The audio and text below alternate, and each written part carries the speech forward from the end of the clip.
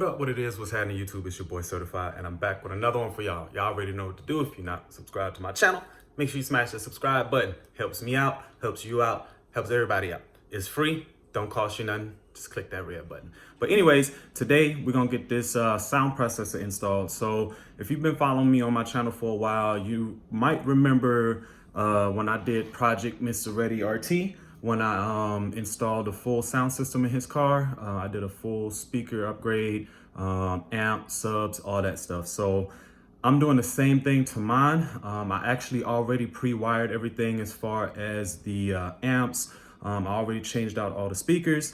So this is not a video, how-to video on how to change your speakers. This is strictly going to be a video on how to wire up a sound processor in a Dodge Charger with the factory Alpine sound system. If you have a Harman Kardon or Beats Audio, this is not the video for you. However, the setup is similar. The reason why I say this is not the video for you, because the type of harness that I'm using is not compatible with the Beats Audio or the Harman Kardon. So hope you guys enjoy, and I hope you guys learn as I learn. So let's go. All right, so for starters, I would just want to say excuse the mess. I literally just got done installing the speakers. Those are the factory speakers that I took out. These are the factory dash speakers. And I got the rear speakers laying around somewhere. But anyways, I'll give you guys a run through of what I actually changed out and added towards the end of this video. All right, so if you guys are interested to know what I have in the car, I will go over that at the end of this video. So, but right now, this is the sound processor that I'm going with. It's the Audison Bit 10. This is a really good sound processor. It's actually the exact same sound processor I had in my last Dodge Charger. The sound system that I had in my last Charger, Srtfied, for those of you that have been following me for a while, is the exact same system that I'm putting in Nunu. So I took the system out when I traded it in, and it's going right back into Nunu. So the only difference is I use different speakers, and I'll go over that, like I said, in at the end of this video. So what you're going to need in order to do a sound processor installation is a Pac Harness, this is the part number, the APH-CH01. This is going to plug directly into your factory amplifier underneath the dash, and it's going to give you all the wires already pre-tapped for you. All you have to do is extend these wires. You just have to get some wires. I would say measure out about 10 feet, which I'll show you in a few seconds, and run it to the back, which will hook it up to the sound processor. The high levels will go to the sound processor, and then the wires coming from your amp, your amplified signal, will go back to the harness as well. So it's a clean, simple setup. You don't have to do any type of cutting or anything like that with your factory wires. It's literally plug and play. The only thing I suggest, I mean, you can use wire connectors to connect these wires. I'm going to use a solder. As you see my soldering iron over there, I'm going to solder the wires up. It gives a much better connection. And when I did it in Srtfied, I literally used wire connections, and within about a year or two, I started to get like hiss and feedback because those connections started to wear out, and I had to pretty much go back in and redo all my wiring, and it's a pain in the butt. So soldering these wires up right the first time is going to be a time saver down the road, and I will never have to worry about the wires again. So real quick, before we get this thing started, I know some of you may not know what a sound processor is and what the purpose of a sound processor is. So anytime you wire up any type of aftermarket car audio, if you want to add any type of amps, subs, aftermarket speakers, if you're just changing out your speakers, you can still use this, but it's not necessary. If you're going to add a sub, you can use this, but it's not necessary. But anytime you're trying to amplify something and try to use aftermarket amplifiers, you're going to need a line out converter in order to convert your high level inputs into low level RCA outputs, to where you can hook those up, get the signal hooked up to the aftermarket amplifier that your guys are trying to run. So this does the same thing with an additional feature. So aftermarket radio, well, some aftermarket radios, and I'm gonna say all factory radios, do not have a lot of equalization, EQ features, time alignment, and things of that nature. Some aftermarket radios have it, but they don't have it to the extent that these sound processors can adjust to your liking. So if I were to describe a sound processor, it's pretty much if a line-out converter and an aftermarket equalizer had a baby. This is what a sound processor is. The only additional feature from an aftermarket EQ is that this does a lot more. You can literally adjust each speaker in your car. And I will show you guys this at the end of the video. Once we get everything set up, wired up, I'll show you guys a quick overview of what all you can do with the Bit 10. All right, so I know there's other sound processors on the market. I know JL has some. I know Audio Control has really good sound processors. Alpine, I think, has them, and also Rockford. The only downfall to this specific one, I know there's the Audison Bit 10, and then you also have the option of the Audison Bit 1. The Audison Bit 10 is around $400, $500 if I remember right, and the Audison Bit 1 is close to $1,000, I think. But it's upwards of 800, I'm pretty sure. The reason why the Bit 1 is more expensive is because the Bit 1 has more outputs. So this is a 5-channel, well, technically a 4-channel. You have your 4-channel, and then it also gives you a sub out because it sums both these channels together. Well, not on this end, but on your inputs, your high-level inputs, it sums the front and rear together to give you a sub output. So you can literally run, what I'm running is a 4-channel amp and a monoblock sub amp for my sub. So this will be able to, this is plenty for what I'm trying to do. All right, so I literally just unpacked the Pac Harness, and this is what it comes with. You have 2 total harnesses, 3 harnesses. So you have this one, and this one, and all of this will get plugged into your amp side, factory amp location, which I will show you in a second. But one thing I want to note, and I ran into this issue the last time when I did Mr. Ready RT's, aka One Killer Cat. He's upgraded to a Hellcat, so I'll make sure to post his IG right there for you guys if you guys have any questions about it or want to know how the install went or whatever, whatnot. But he was not present during the install. So I did it on his Scat Pack before he upgraded to a Hellcat. But one thing that I learned during that time, so Pac Audio labels these wires and it tells you which wires go where. However, when I followed those labels, when I did it on Mr. Ready RT's, aka One Killer Cat, when I did it on his Scat Pack, these wires were labeled incorrectly. So before you start hooking everything up, thinking that, oh, it's all labeled, so I can go ahead and start soldering these wires together and just do a plug and play.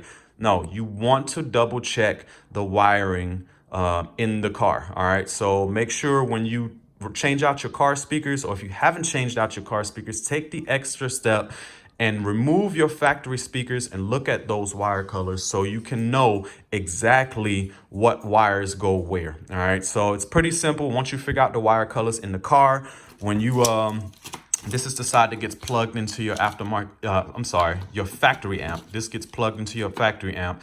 The plug that comes out of your factory amp where this gets plugged into will go in this side. Same with the black plug that's on your factory amp. The one that you take out, you plug this in its place, and the one that you took out, you plug it in this one. All right. So what happens is when you're looking at those wires, the plugs that you're plugging into these, you need to make sure that those wires color coordinate. All right. So let's say, for instance, I'm gonna use this for instance because this plug that's coming out of the factory amplifier is going right in here. So it's pretty much, pretend this is the exact same setup. So you're plugging this into it like such. All right. So let's say this white wire down here and this white and black wire up top is your front right dash speaker. All right.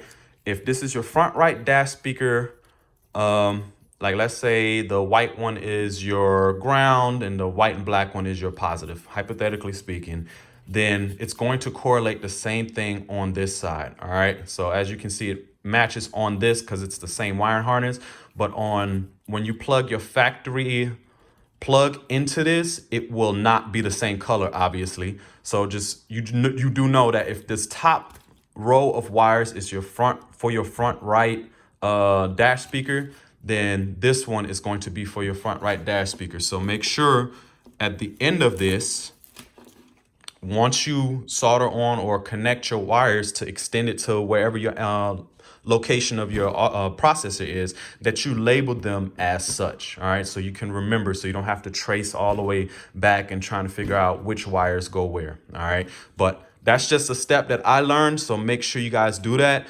I will give you guys a list of what colors the wires are on the Dodge Charger. All right, so I will let you know in a second. One more thing to note before we get started, and I forgot about this.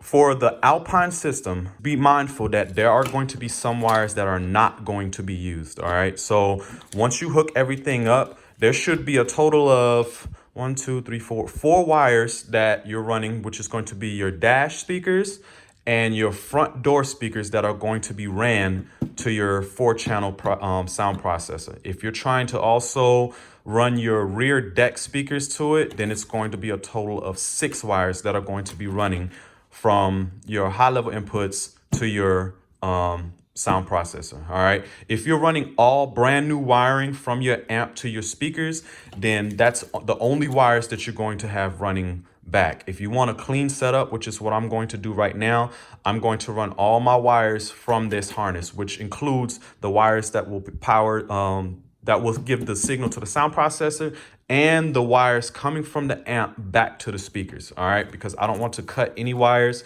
I'm going to hook everything up through this harness, but even doing so, there are going to be some wires that aren't going to be utilized. All right, so we're out here at the car on the driver's side. In order to reach access or get access to the factory amp, which is located underneath here, you need to remove this trim piece right here. So I'm gonna get a panel removal tool in here. Just take your time with it.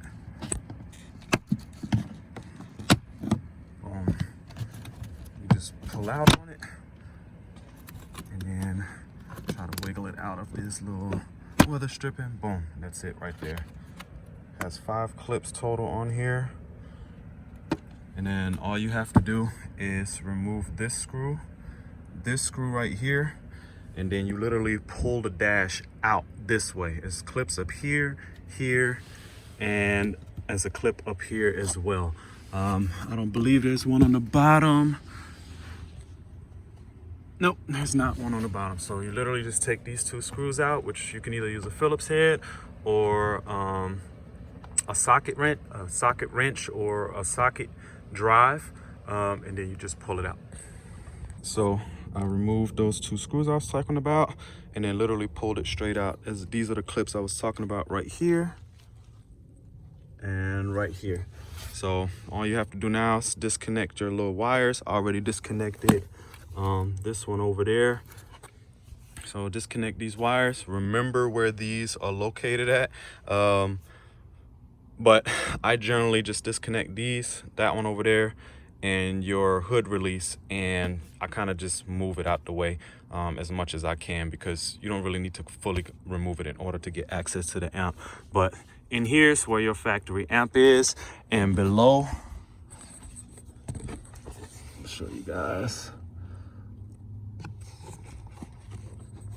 And these are your amp plugs that you need to gain access to right there. All right, disconnected the wires. To gain access, better access to those wires, to the harness down here, I generally always set the parking light like such and take this little trim piece out, which it's literally just held on by this little clip right here. So you just pull it down. Let's go ahead and do that.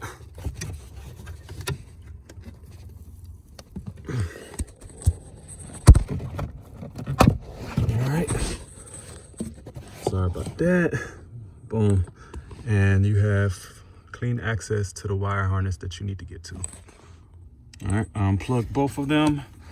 This is the rear one, which the white harness, the Pac harness, the white one gets plugged into,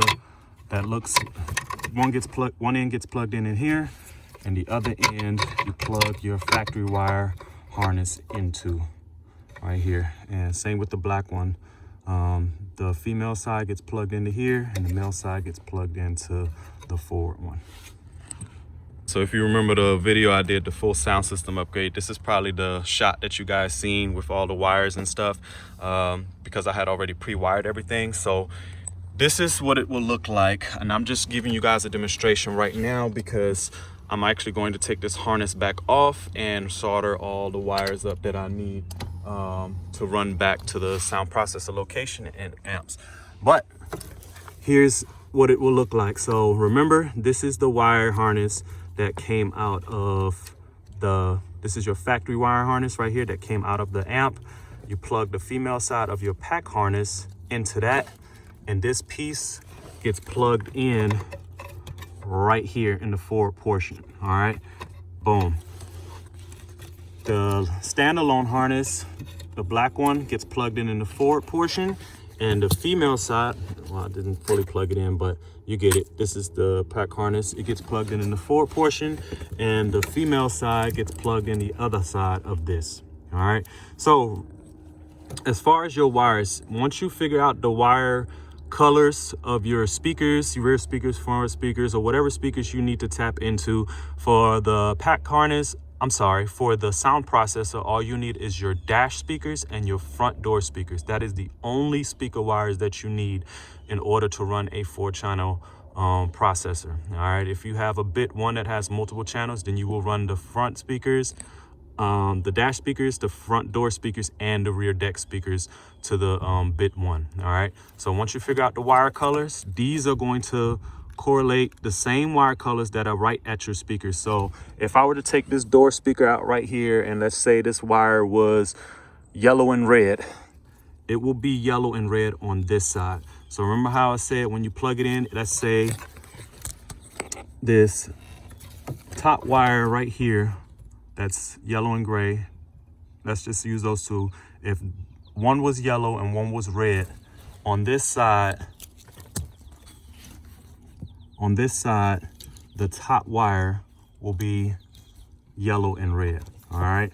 So this, obviously this is going to be the different color, but if this is yellow and red, that's going to let you know that this top wire on this harness is going to go to your front left door speaker. All right. So when you figure that out, make sure you label these wires as such. So I'm going to go ahead and label those wires, and then I will show you guys which wires are located to what in the Dodge Charger. And this is a 2020 Dodge Charger Scat Pack.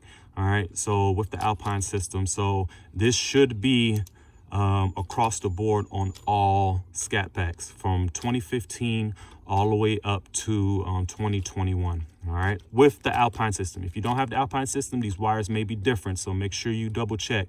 But for regular Scat Packs that have the Alpine system, these wires should be the same. All right, so let me label these things up. I'll show you guys which are which, and then I'm going to solder them up and run everything back. All right, I'm back in the house now. I just figured out all the wires, and just like last time, these wires do not match for the most part they do. The rear speakers do not match. So if you're trying to just wire up the sound processor and you're wiring all brand new speaker wires from your aftermarket amp back to your speakers, you do not have to worry about this. However, if you're trying to wire all your speaker wires running to the sound processor and then from your aftermarket amps back to this harness for a super clean install, then these wires do not match. So the labels on here, so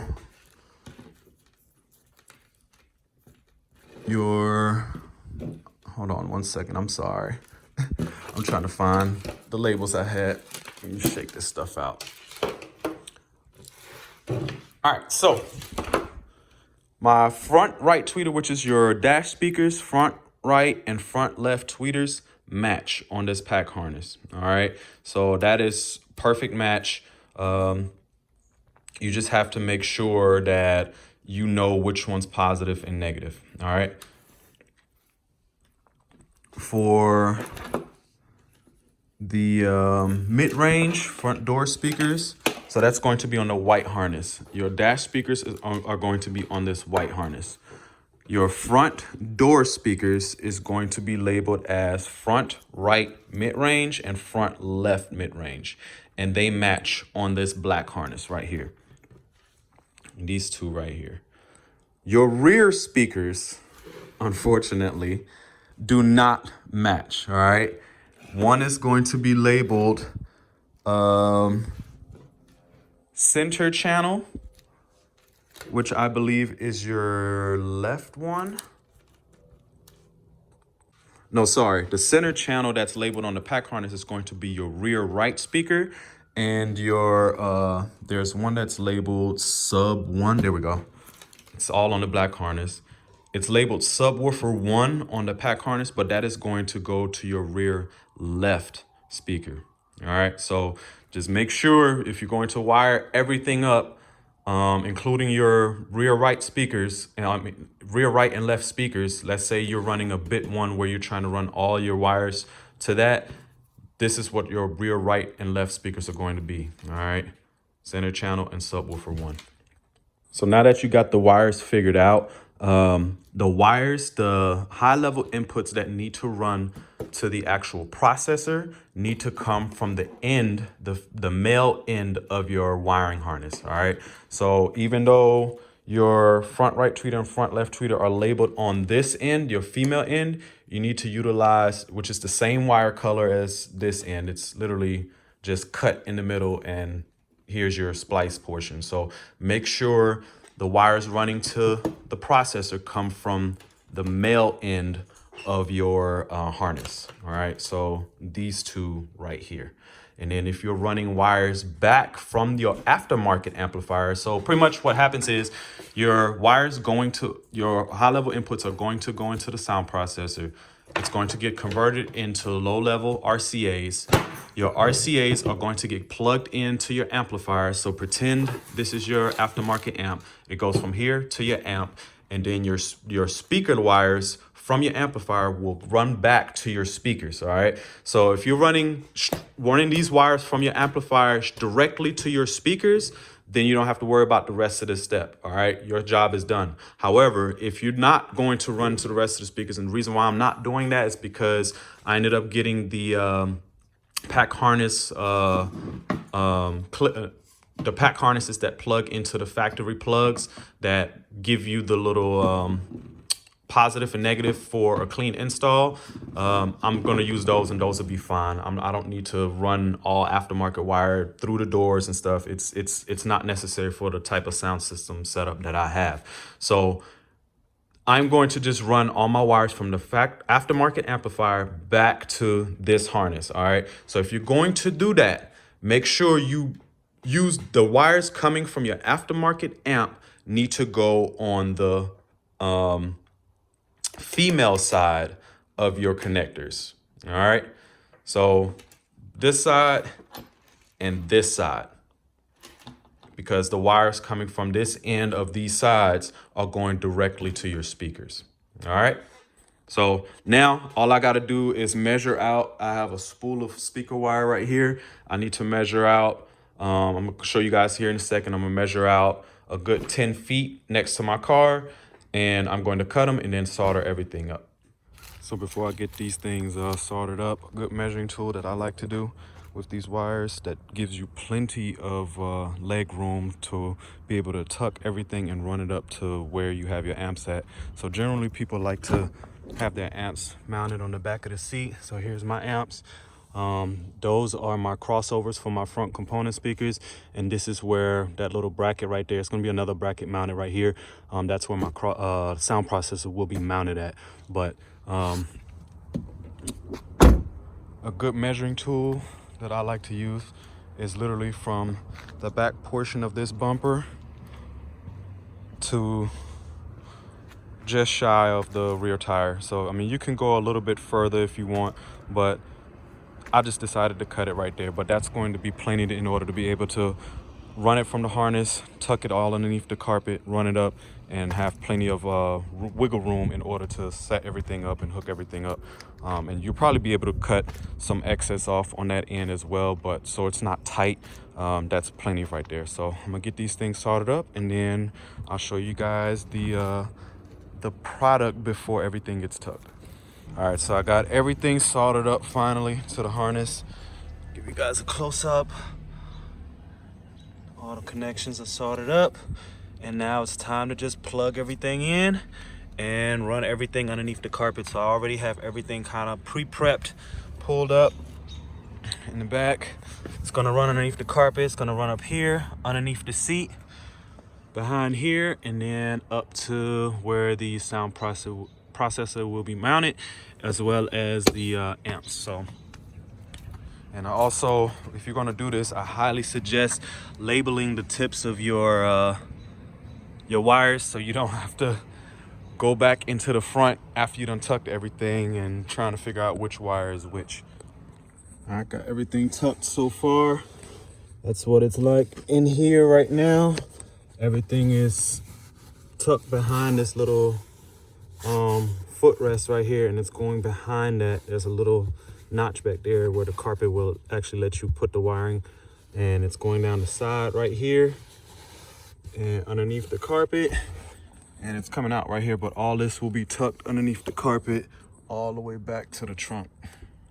All right, got the wires routed to the back right now. That's the easy part now. This was the pain in the butt part, trying to get it all through here underneath the carpet.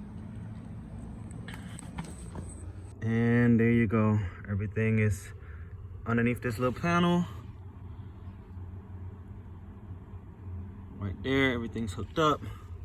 Nice and neat. You can see the wire harness dropping down below. No wire showing.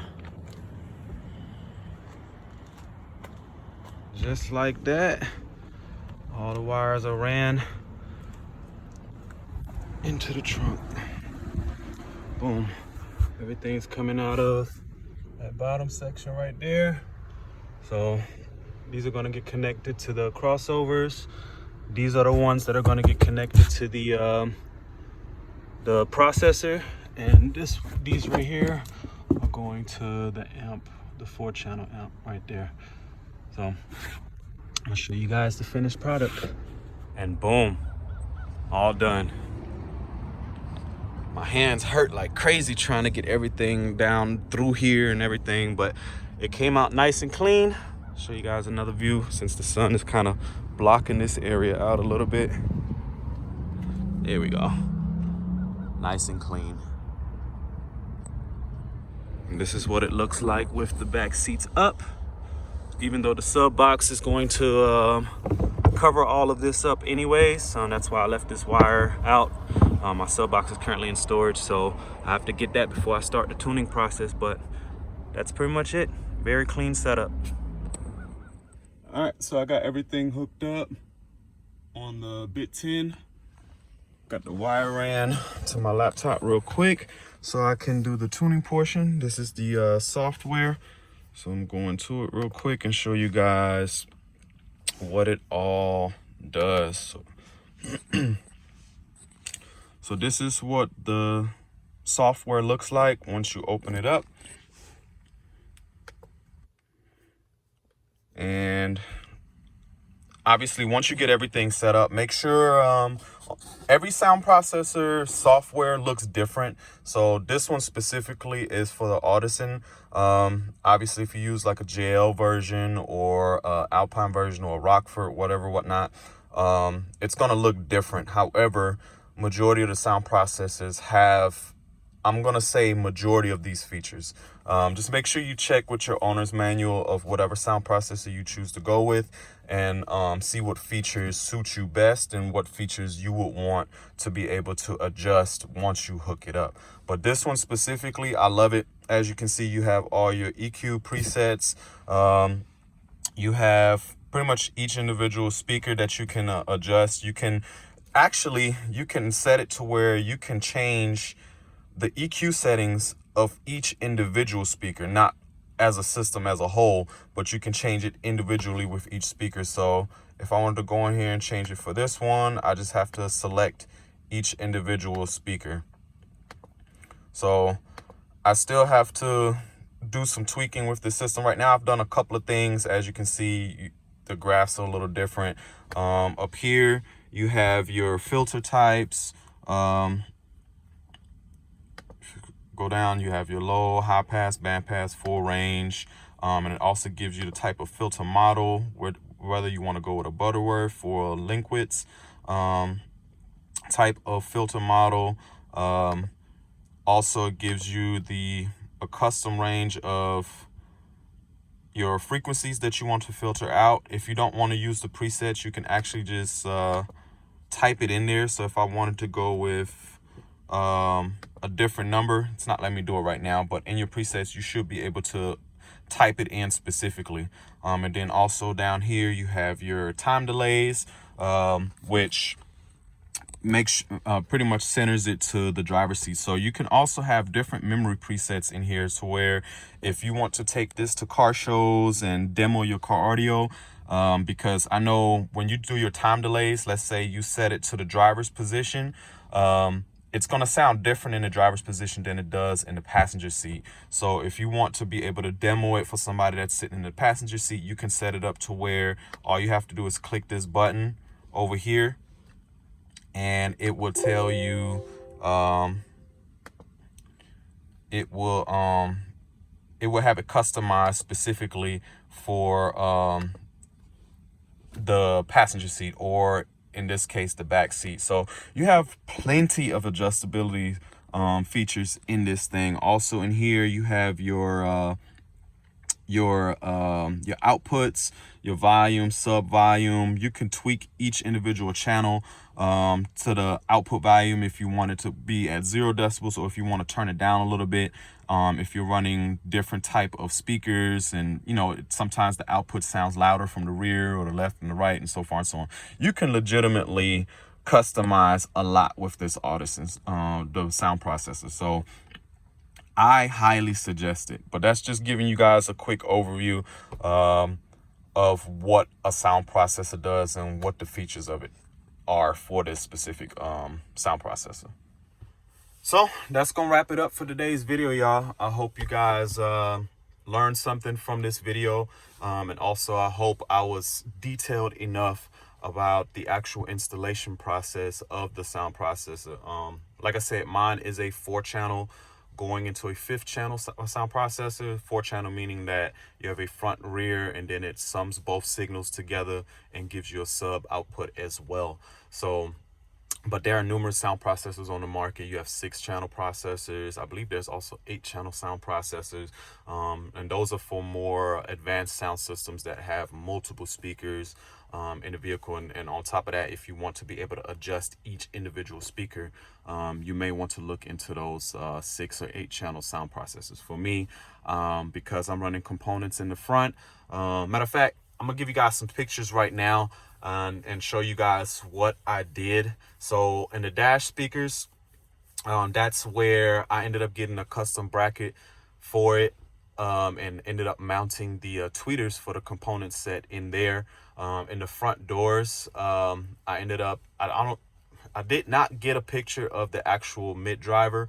I think I forgot to get the picture of that. So, but as you saw, I got the Dynamat. I ended up putting Dynamat behind the speaker on the actual door panel itself, and it definitely, I will say this, before I even added the sub, it enhanced the mid bass so much. For you guys that own Chargers, you already know that the factory Alpine system, granted it's not the best sounding system, but it has a decent amount of bass output for what it is. And that Dynamat itself made a huge difference in just the bass response. So if you just want a little more bass response coming out of your front door speakers, make sure you Dynamat that area. As far as the rear deck, as you see right now, I ended up Dynamatting the rear deck. I didn't go crazy and go all over, like trying to make sure the entire panel is covered. That wasn't necessary. I just made sure to try to get as much covered up as I needed, because number one, I did not end up buying an entire trunk kit and Dynamatting the whole trunk area and all that stuff. These Chargers are pretty well sealed up, and to be honest with you, I sat in a Charger that had a Dynamatic trunk versus what I have, and it sounds pretty similar, to be honest with you. Granted, yes, the Dynamat does make a difference. I'm not going to sit here and say it doesn't make a difference, but the amount of difference that it makes for me I didn't feel like going through the headache and dynamatting the entire trunk. And on top of that, if you guys know, good dynamat is heavy. Dynamat is not light. It's a heavy material. Yes, they offer lightweight dynamat, but in my opinion, it doesn't do as much of a difference as the actual thicker dynamat. So I literally just dynamatted that rear deck. And if you've noticed in the shot that I gave you guys, where I showed you guys where I mounted my amps and how it looked in the trunk, I ended up cutting out the hole in my carpeted top panel. I ended up cutting out a hole to where, with the seats up, the sub still sounds, the output of the sub still sounds pretty decent inside the car. Granted, it's not the same when you're riding with your seats down, but me, I don't like riding with my seats down. To me, it looks tacky. Granted, yes, if I'm just trying to show off my sound system, I'll do it just because the sound projects much louder with the seats down. But that hole that I cut in the trunk definitely made a difference as far as the sub output inside the car. And it's aesthetically probably the best way to do it. You could just take the carpet out completely and just have the metal panel underneath showing in the trunk. To me, I wanted to put the carpet back in there. Number one, because the rear deck speakers sound best with that carpet in there. I don't know if it acts as like a baffle for those 6x9s in the back, but it sounds best with that carpet in there. I don't know, it was weird, but it made a difference. So that's why I chose to cut a hole in that carpet. But yeah, man, that pretty much wraps it up. Like I said, I hope you guys I hope this video helped you guys out. For those of you that want to wire up a sound processor in your Dodge Charger yourself, again, just a reminder, this is for a Dodge Charger that has the factory Alpine system. If you want to know if you have the factory Alpine system, it shows it right here in the door. I think all Chargers that have the factory Alpine system have that on the front door. So but yeah, as far as Harman Kardon and Bose, I'm sorry, not Bose, but the Beat systems, I'm not sure if that harness that I use for the Pac audio is compatible. However, you can still run a sound processor in the Beats audio system version of the Dodge Chargers and the Harman Kardon. It's just a different type of harness that you'd have to use, or if they don't make a harness, then at that point you have to, you know, make a decision whether or not you actually want to run a sound processor, because you're going to have to cut into your factory speaker wires. So, but yeah, I hope you guys enjoyed the video. I hope the video was helpful. If you guys have any questions, make sure you hit me in the comments below, or feel free to DM me on Instagram right here. I'll be happy to answer any questions. And I will do my best to answer as much as I can. If you guys got anything specific that y'all want to know, please send your questions and try to send me a picture, because sometimes it's hard to try to see what you're trying to talk about if you have issues or whatnot. So just send me a picture or something, and like I said, I will help you guys out the best I can. But that's gonna wrap it up for today's video, y'all. Like I said, if you like the contents of this video, make sure you smash that like button, like, comment, subscribe, as I always say. Hashtag salute on all your pictures and videos on your Instagram posts to show love to the channel. Post that right here for you guys. Yeah, and that's it. So until next time, YouTube, I hope y'all have a good day.